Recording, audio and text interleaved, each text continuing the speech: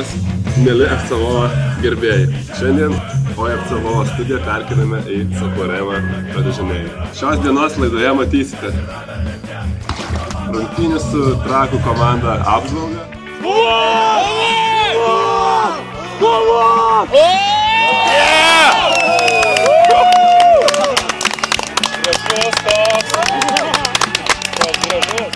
Ateinančių rungtynių su Euforija anonsą.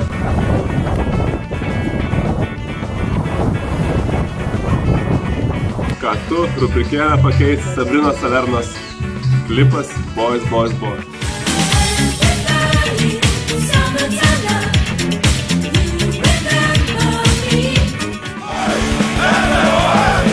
Pirmasis reportažas šios dienos laidoje iš statybininkų rengimo centro stadiono, kur FC Lvovo priėmė Trakų futbolo klubą. Nors SFL ir žadėjo lengvą Trakų futbolo klubo pergalę, tačiau pankai griežtai su tuo neatsitiko ir tik paskutinėmis minutėmis patys pakišę savo koją išleido pergalę iš savo rankų. Galutinis rezultatas 2-3 ir apmaudi FC Lvovas.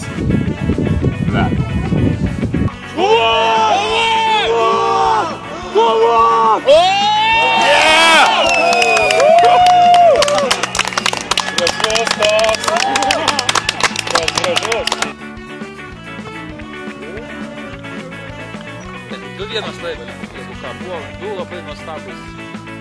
Ignas įspyrė ir paskui Ema buvo.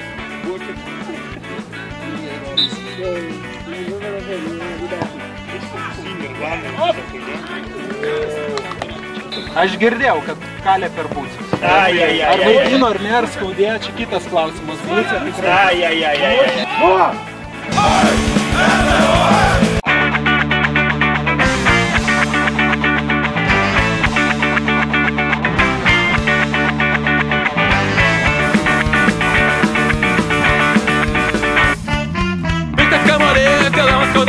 Reiškia, ką darėt, belieka laukti rytojaus. O aš į tave varykiu aš ieškę.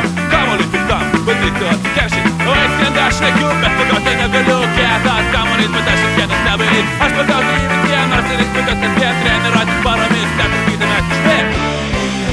Treniruokis, kad laimėt!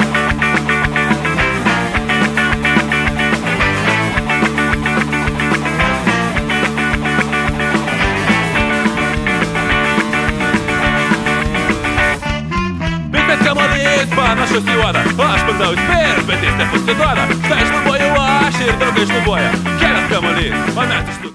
Šimo vakar vandenyne, kai dar FC Lvovo SFL prognozėse, turės atlaikyti psichologinį spaudimą. Sekmadienį pankai susitinka su buvusiais Šventos derbio varžovais. Euforija ekipa, kuriai žadama pergalė, rezultatu 2-0. Ar pankai tikės pakliūstančią rungtynių pabaigos? Ar pasiteisins Toro prognozė? Ar visgi pankai net neleis pagalvoti apie kažkur savo buvusiams komandos nariams ir išmuoti juos, sutriuškindami Varšuvos ir Pankai.